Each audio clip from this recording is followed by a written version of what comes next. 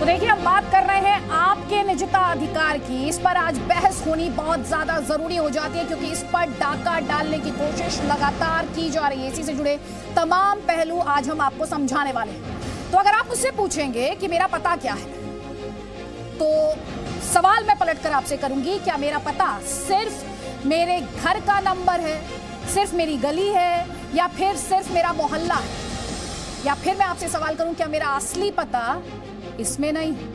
सिर्फ मेरा असली पता नहीं, आपका भी असली पता इसमें। समझा देती हूं मैं क्यों कह रही हूं इसमें आपका असली पता है। जरा सोचिए, मेरे सोशल मीडिया अकाउंट्स, यानी मेरी सोशल मीडिया पहचान मेरे इसी फोन में, मेरे ईमेल अकाउंट्स वो भी इसी फोन में, मेरे बैंक डिटेल्स बहुत सेंसिटिव होते हैं वो भी इसी फोन में है, मेरे ऑफिशियल चैट्स यानी मेरे जो कॉलीग्स हैं, जो मेरे बॉस हैं, जो मेरे सीनियर्स हैं, उनके साथ मेरे सारे संवाद यानी ऑफिशियल चैट इसमें, मेरे दोस्तों के साथ मेरी बातचीत, मेरी फैमिली के साथ मेरे चैट्स इसी में है। लेकिन जरा सोचिए, इसी जिसे आप अपनी स्क्रीन पर देख रहे हैं, इसी की कोई प्राइवेसी नहीं है, और ये सवाल अगर आप सोच रहे हैं सिर्फ मेरी प्राइवेसी का है, ऐसा बिल्कुल नहीं है। भारत में, ध्यान से सुनिए, 70 करोड़ इंटरनेट यूजर्स हैं, यानी 70 करोड़ यूजर्स की प्राइवेसी पर सवाल है। और इसीलिए हम आपसे कहते हैं, हम आपसे जुड़े मुद्दे लेकर आते हैं ताल ठोक के स्पेशल एडिशन में। बड़ा सवाल आज हम यही लेकर आए हैं कि डिजिटल इंडिया में ये डिजिटल डाका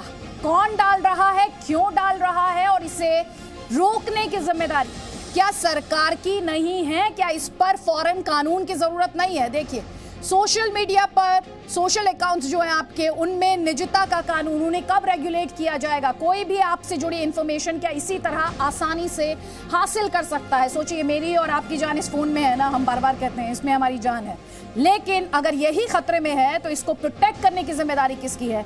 ये अपने आप में बड़ा सवाल है, और इसी सवाल को हम उठाने के खास मेहमान हमारे साथ हैं। आज हमने एक्सपर्ट्स को बुलाया। मैं आपसे रिक्वेस्ट करूंगी, अपील करूंगी कि अगले 20 मिनट 25 मिनट आप हमें दीजिए, क्योंकि हम आपको समझाने की कोशिश करेंगे कि इस समय जब हम निजता की बात कर रहे हैं, प्राइवेसी की बात कर रहे हैं, तो कितनी ज्यादा मुश्किल में आपकी प्राइवेसी है, निजता का जो आपका अधिकार है वो है। कई खास मेहमान हमारे साथ हैं, जल्दी से बता देती हूँ। हमारे साथ साइबर एक्सपर्ट पवन दुग्गल जी हैं, और हमारे साथ आपको स्क्रीन पर अमिताभ सिन्हा जी दिखाई दे रहे हैं, सीनियर लॉयर भी हैं और बीजेपी के नेता भी हैं। गजेंद्र सिंह साखला आपको दिखाई दे रहे हैं, कांग्रेस पार्टी से ताल्लुक रखते हैं। लेकिन पवन दुग्गल जी, सबसे पहले जो हमारे दर्शक हैं, जो आपको दूर दराज के क्षेत्रों में भी देख रहे होंगे, मैं चाहती हूं आज इस पूरी खबर को आप ब्रेक डाउन कर इसको पूरा अच्छे से सरल भाषा में, साधारण भाषा में समझाइए। मैं बहुत बेसिक के साथ आपसे शुरू करूंगी, और दर्शकों को यह भी बता देती हूं, व्हाट्सएप जिसका इस्तेमाल हम और आप सब लोग बड़ी संख्या में करते हैं, उस व्हाट्सएप को लेकर भी आपकी जो निजता का अधिकार है वो कितने बड़े खतरे में है, उसी से जुड़ा ये पूरी कवरेज, ये पूरा डिस्कशन है।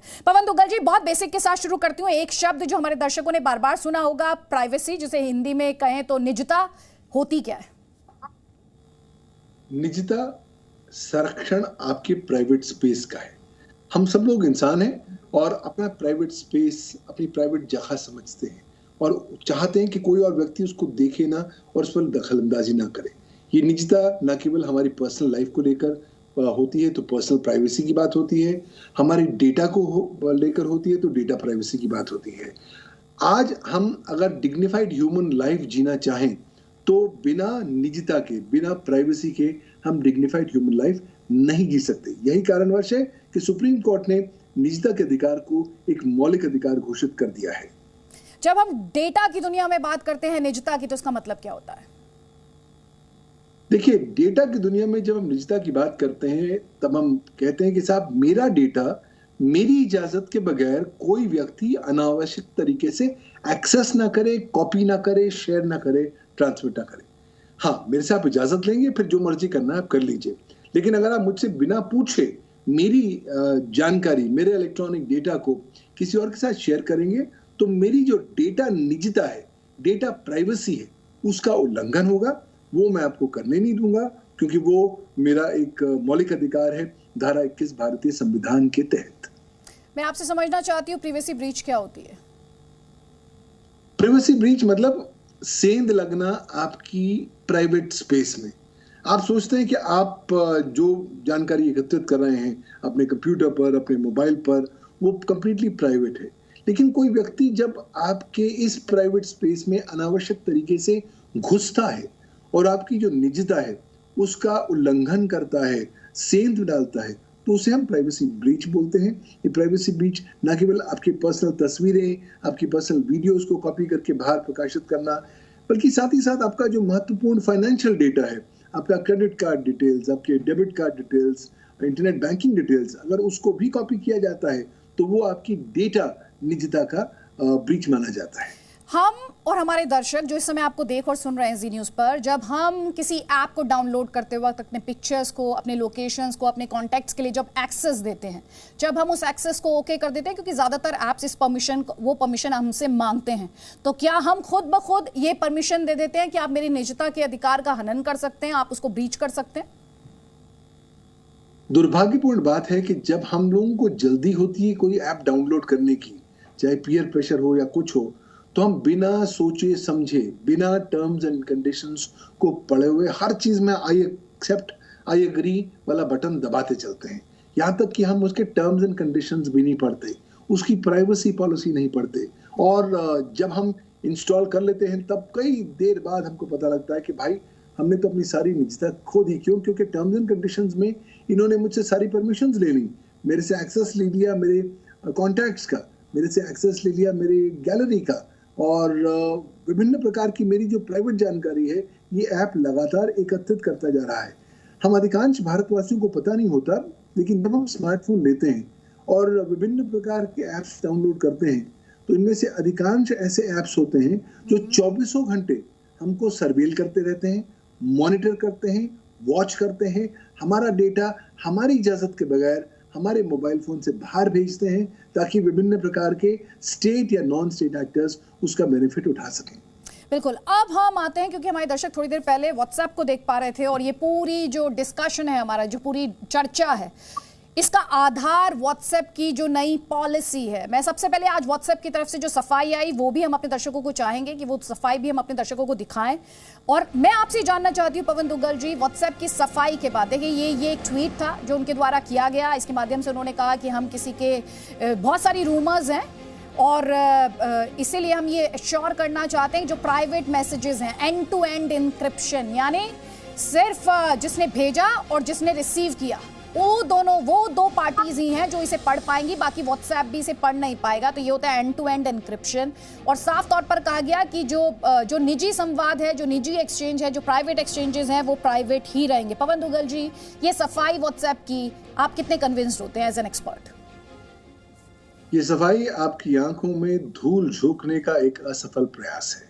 ये सफाई वही बोलती है जो पहले से सर्वविदित है। भाई, आप एंड टू एंड एन्क्रिप्शन करते हैं तो उसका मतलब ये है कि रास्ते में कोई भी व्यक्ति किसी प्रकार के मैसेज को ना तो पढ़ सकता है, ना ओपन कर सकता है, ना डिक्रिप्ट कर सकता है। तो इसमें कोई नई बात तो उन्होंने कही नहीं। हाँ, अगर आप सफाई को ध्यान से पढ़ें तो उन्होंने अपनी जो अमेंडेड प्राइवेसी पॉलिसी के बारे में कुछ नहीं बोला। ये नहीं बोला कि हम लोगों का जो सेंसिटिव पर्सनल डेटा या जानकारी है उसको हम शेयर करेंगे। पहले तो 2016 से ये केवल फेसबुक और फेसबुक ग्रुप ऑफ कंपनीज के साथ शेयर करते थे, लेकिन अब ये उनके बियॉन्ड भी अपने विभिन्न प्रकार के बिजनेस पार्टनर्स के साथ, थर्ड पार्टीज के साथ और सर्विस प्रोवाइडर्स के साथ शेयर करेंगे। उसके बारे में उन्होंने कुछ बोला ही नहीं है। उसमें क्लियरली मेंशन है। और अगर हमारे दर्शक जाकर देखेंगे उनकी नई पॉलिसी को, तो क्लियरली स्टेट करता है कि WhatsApp works with partners, service providers and affiliated companies to help us provide ways for you to connect with their services। तो यानी साफ तौर पर कह रहा है जो उनके पार्टनर्स हैं, जो सर्विस प्रोवाइडर्स हैं, जो एफिलिएटेड कंपनीज हैं, उनका वो किस तरह से इसमें भागीदार हैं, ये इस तरफ इशारा कर रहा है, if I get it right. Pawan Duggal ji बिल्कुल सही कह रहे हैं। और देखिए, आपका डेटा आपकी इजाजत के बगैर और सर्विस प्रोवाइडर्स के साथ शेयर करेंगे। वो डेटा नॉर्मल डेटा नहीं होगा, ट्रांजैक्शन डेटा होगा, जिसमें आपका credit card, debit card, internet banking details होंगे, आपकी लोकेशन होगी, आपका इंटरनेट प्रोटोकॉल एड्रेस होगा। यानी कि ये तमाम सारा नॉर्मल डेटा नहीं, सेंसिटिव पर्सनल डेटा है। और अब ये भी नहीं बताते कि भाई जब हम शेयर करेंगे तो क्या क्या साइबर सुरक्षा के कदम उठाएंगे ताकि आपका डेटा सुरक्षित रह सके। और एक बार आपने डेटा अपने विभिन्न प्रकार के बिजनेस पार्टनर्स के साथ शेयर कर लिया, उसके बाद आपका तो कोई कंट्रोल है नहीं। आज, कल, परसों, 1-2 साल, 5-10 साल बाद ये जब डेटा का दुरुपयोग सामने आपको नजर आता है और आप साइबर क्राइम के शिकार बनेंगे, तब आप किसकी गर्दन पकड़ेंगे? क्योंकि व्हाट्सएप तो कहेगा साहब आपने अपने दोनों हाथ काट के मुझे दे दिए थे। आपने तो खुद अपनी मर्जी से आग के दरिया में छलांग लगा दी थी। ये जो आपने तो इसलिए आज फाइनेंशियल रोना ट्रांजैक्शंस की बात की है दुग्गल जी, क्योंकि मेरे पास समय कम है, मैं चाहती हूँ जल्दी जल्दी हर वो सवाल जो हमारे दर्शकों ने हम तक पहुंचाया है डिफरेंट प्लेटफॉर्म्स के माध्यम से, जो फाइनेंशियल ट्रांजैक्शन जिसे लेकर मेरे और आपके बीच बात भी हुई कि अगर कोई व्यक्ति कुछ मसलन 5,000 रुपयों का ट्रांजैक्शन करता है तो व्हाट्सएप को अगर वो क्रेडिट कार्ड से कर रहा है, अपने बैंक अकाउंट से कर रहा है, तो वो इन्फॉर्मेशन भी जाएगी, जिसको कर रहा है उसकी इन्फॉर्मेशन भी जाएगी। तो जो आइडेंटिटी चोरी होने की जो कंसर्न्स हैं वो आ जाते हैं। देखिए, अगर आप फाइनेंशियल ट्रांजैक्शन करेंगे तो ट्रांजैक्शन रिलेटेड सारा डेटा इंक्लूडिंग पेमेंट डिटेल्स और पेमेंट्स आप किस तरीके से करेंगे उनके नंबर्स भी व्हाट्सएप तक पहुंच जाएंगे और फिर उसका दुरुपयोग हो सकता है। आप आइडेंटिटी थेफ्ट के शिकार हो सकते हैं, साइबर क्राइम के शिकार हो सकते हैं, लेकिन आप पकड़ेंगे किसको? क्योंकि आपने तो खुद अपनी होशो हवास में उनको ये अनुमति दे दी। तो मुझे लगता है कहीं ना कहीं हम लोग अपनी नींद से जितनी जल्दी जगें और अपने आप को सुरक्षित करने का और अपनी निजता को संरक्षित करने का प्रयास करें, उतना अच्छा होगा। पवन दुग्गल जी, हम जैसे कि मैंने शुरुआत में ही अपने दर्शकों से कहा, करीब 70 करोड़ इंटरनेट यूजर्स हैं हिंदुस्तान में। हम एक ऐसी कंपनी के बारे में बात कर रहे हैं जो अपने यूजर को प्रोडक्ट की तरह इस्तेमाल करती है और उस इंफॉर्मेशन को बेचती है पैसा कमाने के लिए। ये देखते हुए कि इतनी बड़ी संख्या में, करीब जब हम बात कर रहे थे तो आपने कहा करीब 43 करोड़ व्हाट्सएप यूजर्स हैं इंडिया में, आपको नहीं लगता now is the time to frame a law? कानून का वक्त है अब। देखिए, कानून में हम लोग बहुत कमजोर रहे हैं। हमने आज तक ना तो कोई निजता संबंधी कानून बनाया, ना ही कोई डेटा प्रोटेक्शन संबंधी कानून बनाया और ना ही साइबर सुरक्षा संबंधी कानून बनाया। आज इस तरह की व्हाट्सएप की गतिविधियों से बहुत स्पष्ट हो जाता है कि भारत को अपनी नींद से जगना होगा। ये एक वेकअप कॉल है। जितनी जल्दी भारतीय सरकार स्पष्ट ठोस कानूनी प्रावधान लेकर आए उतना अच्छा है। वरना देखिए, कोई बाहर की कंपनी आएगी, आपकी कनपटी पर पिस्तौल रखेगी और कहेगी साहब मेरी टर्म्स को अग्री करिए या मेरे प्लेटफॉर्म से बाहर चले जाइए, जो उन्हें भी मालूम है कि उनकी जो गतिविधियां हैं भारत के सूचना प्रौद्योगिकी कानून का उल्लंघन करते हैं। लेकिन जितनी जल्दी हम उपभोक्ता संरक्षण के लिए स्पेसिफिक कानून और कानूनी प्रावधान लेकर आएंगे उतना ही अच्छा होगा उपभोक्ताओं के लिए, भारतवासियों के लिए। ठीक है, आपने अब सरकार के रोल का यहाँ पर जिक्र कर दिया है और ये बहुत इंपॉर्टेंट पॉइंट है जो आपने हाईलाइट किया है। अमिताभ जी, इस पर कानून में देरी क्या है, दिक्कत क्या है सर? और हम अपने दर्शकों को दिखा रहे हैं पर्सनल डेटा प्रोटेक्शन बिल। आपने मुझे नहीं, आदित्य जी, आपने पवन दुग्गल जी से 1 to 1 किया, आपने पैनल डिस्कशन करना था। नंबर 2, आपने मुझे परिचय कराया सुप्रीम कोर्ट लॉयर के नाते, आप गवर्नमेंट की बात पूछने लगी। पहले तो इसके कॉन्सेप्ट के बारे में जब मेरी तो राय पूछिए आप कि मैं क्या कहना चाहता हूं। मैं सरकार के पक्ष के नाते यहाँ बुलाया गया हूं, सुप्रीम कोर्ट के लॉयर के नाते बुलाया गया हूं। सर, आप बीजेपी के नेता के तौर पर बुलाए गए हैं सर, और एज अ लीगल एक्सपर्ट भी बुलाए गए हैं। नहीं, मुझे तो कहा था कि आपको कानूनी सर ठीक है, आपकी अगर इस मुद्दे पर कोई राय है जो आप साझा करना चाहें सर? जाएगा, लेकिन हाँ, मैं साझा करना चाहता हूँ अदिति जी। धन्यवाद, आपने मुझे मौका दिया। मैंने पवन दुग्गल जी और आपकी 1 to 1 बहुत धैर्य से सुनने की कोशिश की। अब देखिए, इसमें जो भी उन्होंने कहा है मैं उससे कहीं असहमत नहीं हूँ, लेकिन 2-3 चीज़ें हैं। ये निश्चित रूप से राइट टू लिबर्टी में कॉन्स्टिट्यूशन में इसका प्रावधान है कि निजता का अधिकार जो है वो स्वतंत्रता के अधिकार में है, राइट टू लिबर्टी में। अब कॉन्स्टिट्यूशन ने इसको, सुप्रीम कोर्ट ने भी इसको बहाल किया है, इस गोपनीयता के कानून को, कि हर व्यक्ति जैसे उसके लिए उसका घर उसका अपना है, घर में कोई यदि बगैर चाहे नहीं घुस सकता है, वरना उसके ऊपर में आईपीसी के 441 के सेक्शन के तहत उस पर ट्रेसपास का केस हो सकता है, उसको सजा का प्रावधान है। वैसे ही यहाँ भी लगभग सिमिलर केस है कि ट्रेसपास है, ये हमारी जानकारी के बगैर, हमारी अनुमति के बगैर यदि कोई हमारे अंदर घुसता है, हमारी निजता के क्षेत्र में, वो हमारे घर में घुस रहा है, तो इसलिए वो कानूनी प्रावधान के अंतर्गत उसके ऊपर में केस किया जा सकता है और उस पर दंडात्मक कार्यवाही भी हो सकती है। लेकिन अब विषय आता है व्हाट्सएप वाले इस मुद्दे से आपने जब जोड़ा, व्हाट्सएप में इन्होंने बहुत शरारतपूर्ण तरीके से, बहुत ही मिस्चीवियस तरीके से एक आपसे विकल्प ले लिया, आपसे मांग लिया कि आप इसको एग्री करिए, आप इसको मान लीजिए। और यदि आप उसको मान लेते हैं, पवन दुग्गल जी ने एक बहुत कैजुअल तरीके से, बहुत ही सरसरी तौर पर एक बहुत इंपॉर्टेंट बात कही जिस पर हाईलाइट करना चाहिए था उनको, कि हम लोग हड़बड़ी में बहुत बार एग्री कर जाते हैं, वो नहीं करना चाहिए। और देखिए, ये आज दुनिया ग्लोबल विलेज है, यहाँ पर हर चीज़ ओपन है, यहाँ पर हर व्यक्ति अपने अधिकार के लिए जागरूक होना ही चाहिए। लेकिन अब हमारे यहाँ तो बहुत सी ऐसी चीज़ें हैं जिसमें थोड़ी अशिक्षा भी है, लोग तुरंत एग्री कर जाते हैं। अब इसमें ध्यान ये रखना है कि जो व्हाट्सएप ने जो शरारतपूर्ण कार्रवाई की है 5 जनवरी से ये हुआ है, उसके बाद आप ये देखिए कि URL के थ्रू हर एक व्हाट्सएप चैट को आप गूगल पे आप सर्च कर सकते हैं। मैं चाहता हूं कि इस पे ध्यान दिया जाना चाहिए। अब व्हाट्सएप प्लेटफॉर्म छोड़ दीजिए, ये एक कमर्शियल एक्टिविटी है। व्हाट्सएप की जगह पे और ऐसे बहुत से ऐसे, मैं यहाँ पर नाम यदि लेना आप इजाज़त देंगी तो मैं नाम भी लेना चाह रहा हूँ, टेलीग्राम है या और भी कई हैं जिनके थ्रू आप व्हाट्सएप की तरह ही आप काम कर सकते हैं। व्हाट्सएप यदि शरारतपूर्ण कार्रवाई पे उतर गया है तो मुझे लगता है कि व्हाट्सएप को पूरी तरीके से यदि हम एकमत होकर राष्ट्रीय स्तर पर निर्णय ले लें और हर चीज़ सरकारोन्मुखी नहीं होके हम जनता के नाते भी ये सोचें कि हमारे निजता का यदि कोई उल्लंघन अपने कमर्शियल एक्टिविटी के लिए, कमर्शियल इंटरेस्ट के लिए करना चाह रहा है तो हम उसको कभी नहीं होने दें। और साथ में हम व्हाट्सएप को छोड़ें ही तो छोड़ें, हम आगे भी कभी भी कोई टर्म्स कंडीशन पे, जैसे हम कोई भी, जैसा अभी चर्चा में बात भी आई है कि जैसे ही हम कोई ऐप डाउनलोड करने की कोशिश करते हैं तो 25 टर्म्स कंडीशन पे एग्री लिखवाते हैं। सवाल ये था, सरकार को इसे लेजिस्लेट नहीं करना चाहिए क्या?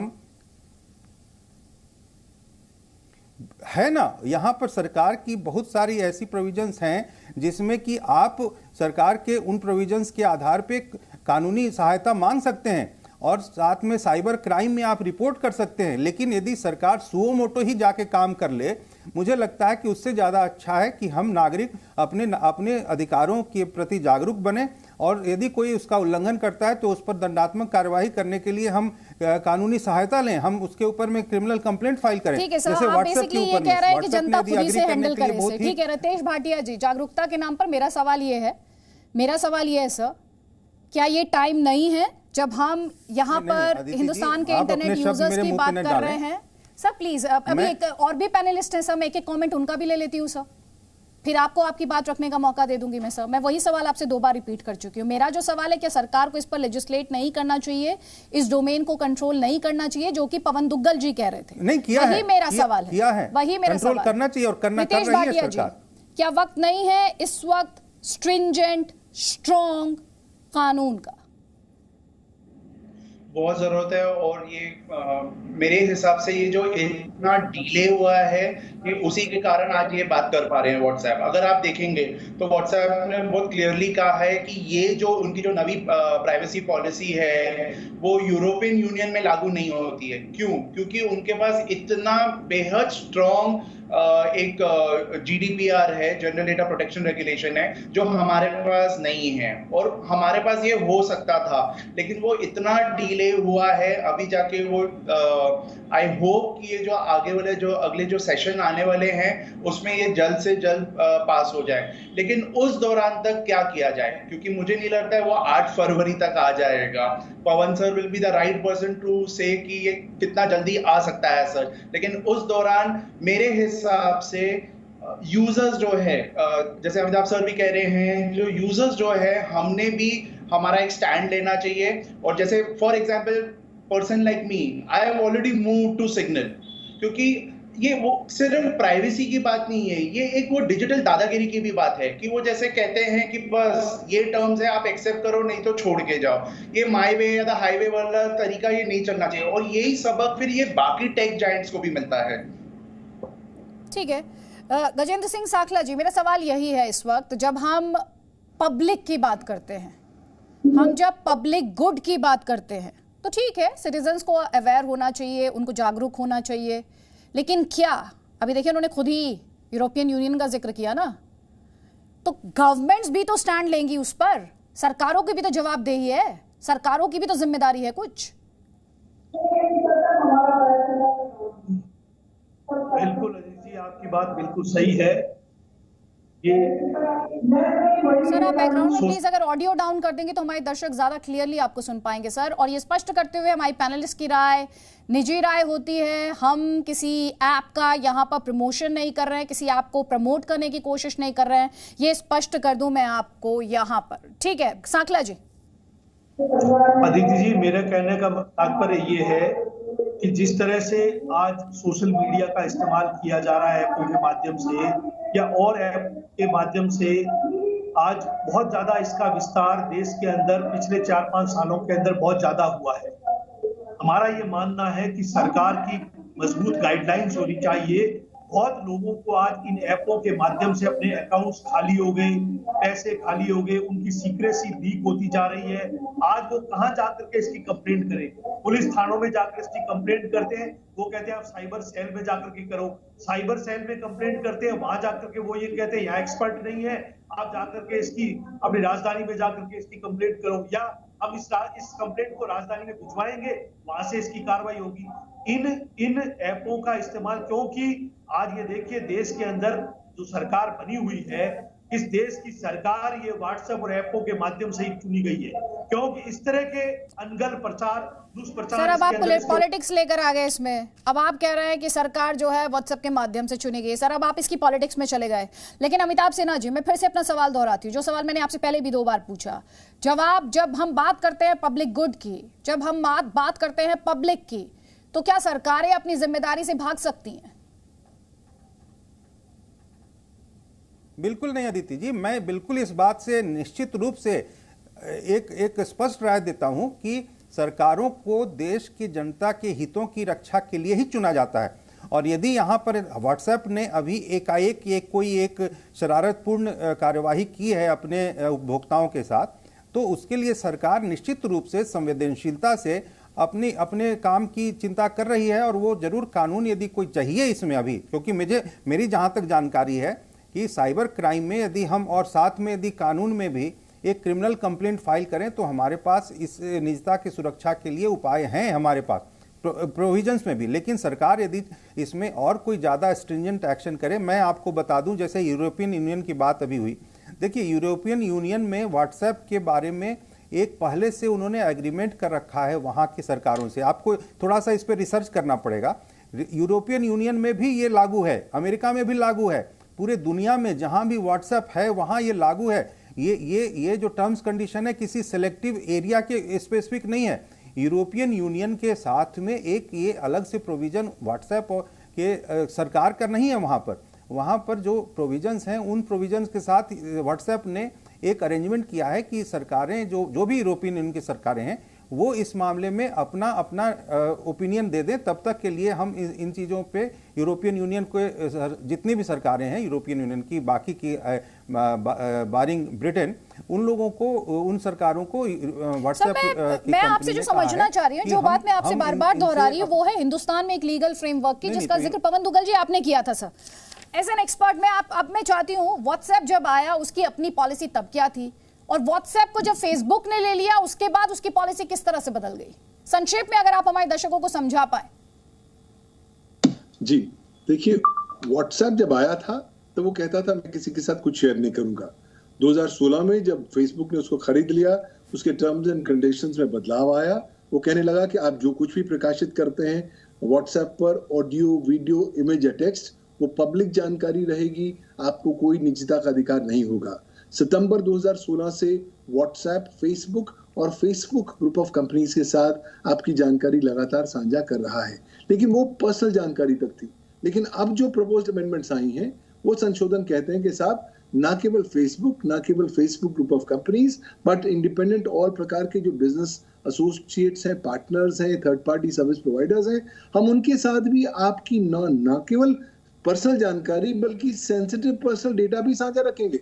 यहाँ पर दिक्कत आती है क्योंकि अगर आप मेरा आज सेंसिटिव पर्सनल डेटा को गिरवी करते हुए उसको किसी और को दे देंगे, उसका कहाँ दुरुपयोग होगा, मैं कब किस साइबर क्राइम का शिकार बनूंगा, मेरे पास क्या रेमेडी होगी, उसका हम अनुमान भी नहीं लगा सकते। पता लगता है कि ये तो वही वाली कहानी हो गई कि चिड़िया चुग गई खेत और हम हाथ मलते रह गए। कहीं ना कहीं आवश्यकता है लोगों को ये दूर दराज के जो मंसूबे हैं जो व्हाट्सएप दिखा रहा है उसको समझने के लिए और ठोस कारगर आज कदम उठाने के लिए, ताकि आप इस तरह के आग के दरिया में ना घुसे। एक बार आप इस भंवर में चले गए तो वापस आना अत्यंत मुश्किल है। पवन दुग्गल जी, मैं चाहती हूँ आपसे समझना यहाँ पर सरकार क्या कर सकती है इस वक्त, सरकार की भूमिका, ये जो मौजूदा सिचुएशन है, जो मौजूदा हालात हैं, सरकार की भूमिका क्या होनी चाहिए इस वक्त, क्योंकि जब हम करोड़ों यूजर्स की बात करते हैं तो नंबर किसी सरकार की ताकत भी होते हैं, क्योंकि उस कंपनी को नंबर्स की जरूरत होती है। सरकार आज बहुत कुछ कर सकती है। पहली बात तो सरकार एक करारा जवाब दे सकती है। आप एक मैसेज जरूर दें सरकार होने के नाते व्हाट्सएप को, क्या भारत में आइए, आपका स्वागत है। भारत की मार्केट खाइए, मार्केट की मलाई खाइए, उसका भी स्वागत है, लेकिन आपको भारतीय कानून का पालन करना पड़ेगा। और उस दिशा में आज भारतीय सरकार चाहे तो इनके ऊपर कड़ी कानूनी कार्रवाई कर सकती है भारत के आईटी एक्ट में, क्योंकि उनका ये जो एक्शन है यूनिलैटरल है और आईटी एक्ट और आईटी रूल्स का उल्लंघन करता है, पहली बात। दूसरी बात, सरकार सेक्शन 87 भारत के इंफॉर्मेशन टेक्नोलॉजी एक्ट में रूल्स एंड रेगुलेशंस कल सुबह ला सकती है। उसको संसद जाने की भी आवश्यकता नहीं है। जो दिशा निर्देश दे सकते हैं सर्विस प्रोवाइडर्स को कि आप यूनिलैटरली भारतवासियों को विवश नहीं कर सकते अपनी मनमानी प्रकार की प्राइवेसी पॉलिसी को एक्सेप्ट करने के लिए। तीसरी बात, भारतीय सरकार रूल्स एंड रेगुलेशंस के माध्यम से विवश कर सकती है इन सर्विस प्रोवाइडर्स को कि भारतवासियों का डेटा केवल भारत में रहेगा, भारत के बाहर नहीं जाएगा। अभी तक हम लोग काफी ज्यादा एम्बिवेलेंट रहे हैं और हमारी सोच बहुत ज्यादा कारगर रूप से उभर कर नहीं आई है। जो बात आरबीआई ने बोली है, अगर सरकार उसी बात को बोल ले, आरबीआई कहती है कि बैंकिंग डेटा भारतवासियों का भारत में रहेगा, तो अगर व्हाट्सएप और जितने भी सर्विस प्रोवाइडर्स हैं उनका डेटा भी भारतवासियों का भारत में रहेगा, तो भारतीय सरकार भारतीय कानून के अधीन होगा, हमारा संरक्षण और सुरक्षित होगा। और सबसे महत्वपूर्ण बात, बहुत जल्दी आपको इंटरमीडिएट लायबिलिटी के जो प्रावधान है उन पर पुनः से विश्लेषण करना पड़ेगा। ये सर्विस प्रोवाइडर्स को सेक्शन 79 आईटी एक्ट में बहुत सॉफ्ट तरीके से डील किया गया है। वो जो सॉफ्ट तरीका है उसको कड़ा बनाना होगा। उन्हें बताना होगा कि साहब आप कानून का पालन करिए, ना करिए तो जेल की हवा खाने के लिए तैयार हो जाइए, ना करिए तो आप कॉम्पनसेशन देने के लिए तैयार हो जाइए।